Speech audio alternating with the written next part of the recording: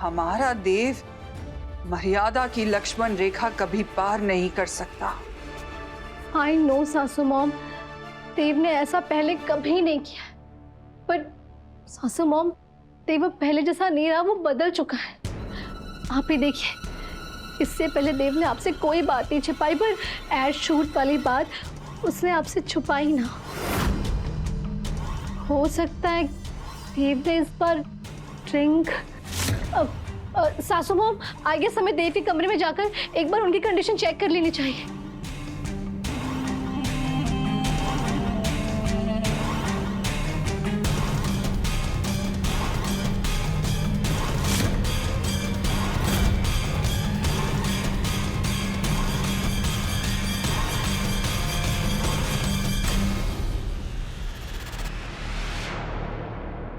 करिश्मा ने जो बात कही, अगर वो बात सच निकली तो हम में इतनी हिम्मत नहीं है कि हम इस सच का सामना कर सके।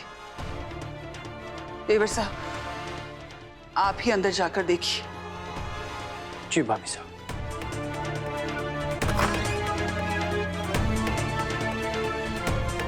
सासू मॉम को 1000 वोल्ट का झटका लगने वाला है।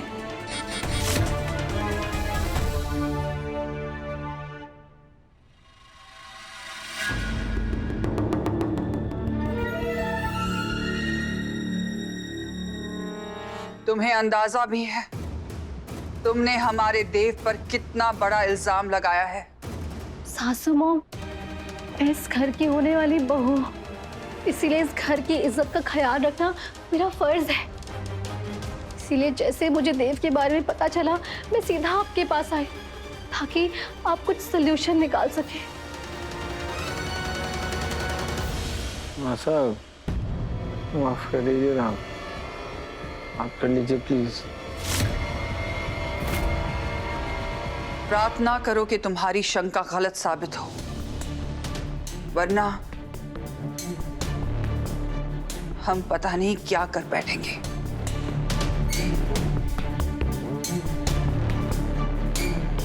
देव,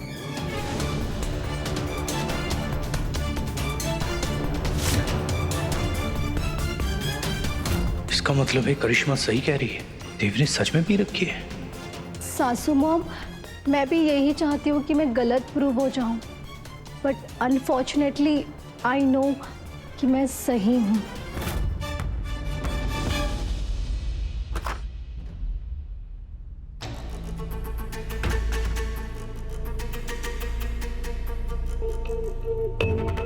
देवर साहब, क्या सचमुच देव ने शराब पी रखी है?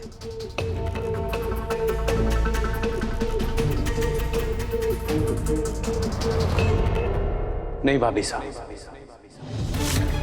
मैंने बहुत अच्छे से चेक किया है।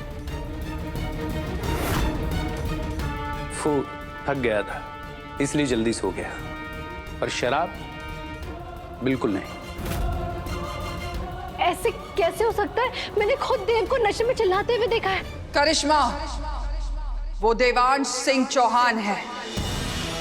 हम उससे बात करें या ना करें, हम चाहे उससे कितना भी गुस्सा क्यों ना हो जाए, लेकिन उसकी रगों में खून और परवरिश दोनों चंद्रिका सिंह चौहान का है।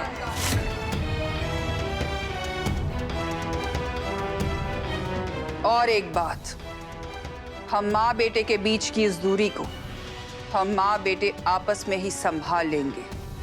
किसी और को हमारे बीच आने की जरूरत नहीं है।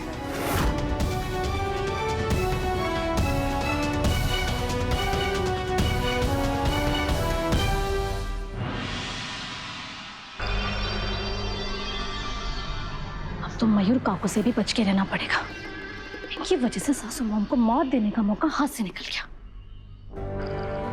पर कोई बात नहीं, ऐसे मौके क्रिएट करना करिश्मा सिंह शेखावत को अच्छे से आता है। देव सर आज पहली बार शराब पीकर आए हैं। घर छोड़ने की बात कर रहे थे। कहीं सच में कुछ उल्टा सीधा ना कर बैठे। हरे को कुछ भी करके देवी हुकुम और देव सर की बात करवानी होगी।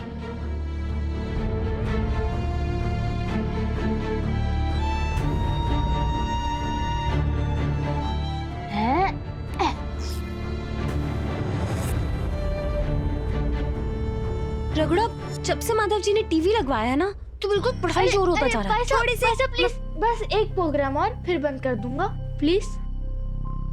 ठीक है।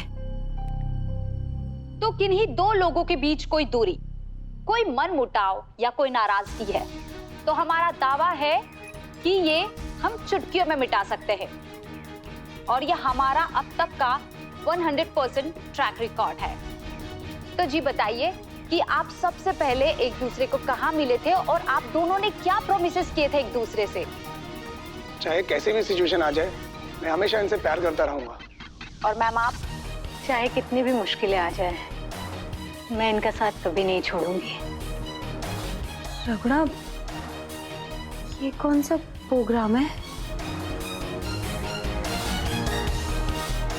भाई साहब, नया प्रोग्राम है। इसमें ये लोग दो ऐसे लोगों को बुलाते हैं जिनके बीच में बातचीत बंद हो चुकी है और फिर उन्हें बैठाते हैं और उन दोनों नाराज लोगों से इस तरह से सवाल जवाब करते हैं कि उन दोनों ने आपस में बात करनी ही पड़े। और जब एक बार बात शुरू हो जाती है फिर आगे सब अपने आप ठीक हो जाता है।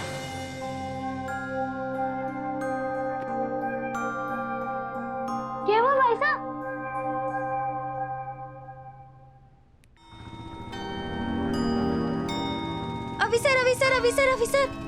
अविसर, आइडिया मिल गया।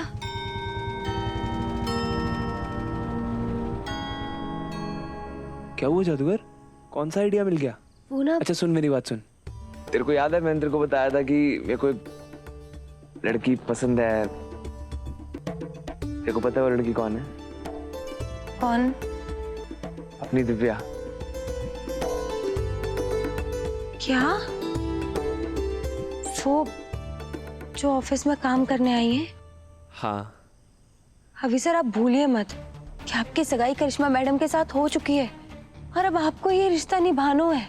जादूगर, अब जो भी मेरी तकदीर में लिखा होगा ना मुझे मंजूर होगा। और तुझे सच बात बताऊं, मुझे लगता है कि मेरी तकदीर में इसी को आना लिखा है। अच्छा वो सब छोड़, तू कोई आइडिया के बारे में बात करी थी, बता ना क्या तरीका है? वो हमारे को एक ऐसा जादू सूझा है जिससे देवसर और देवी हुकुम के बीच की सारी दूरियां छूमंतर हो जाएंगी। जादू? बता ना कैसा जादू? आज रघुड़ा टीवी में एक प्रोग्राम देख रहा था। उस प्रोग्राम में दो ऐसे लोगों को बुलाया जावे है जिनकी आपस में बातचीत बंद हो गई हो और उनसे ऐसे सवाल जवाब किए जाते हैं कि दो रूठे हुए लोगों ने आपस में बात करनी ही पड़े। बस फिर धीरे धीरे सारे गिले शिकवे खत्म। मैं सोच रही हूँ अगर हम देवी हुकुम और देवसर के लिए ये करें तो। बहुत सॉलिड आइडिया है। हाँ, पर हमें घर वालों को इसके बारे में पहले ही बताना होगा ताकि कुछ गड़बड़ ना हो। सही कह रही है जादूगर, बहुत हो गई है ये लुक्का छुपी। अब मासा और दादा को एक दूसरे के सामने बैठना ही होगा और फिर देखते हैं इस इंटरव्यू के बहाने वो आपस में कैसे बात नहीं करते हैं।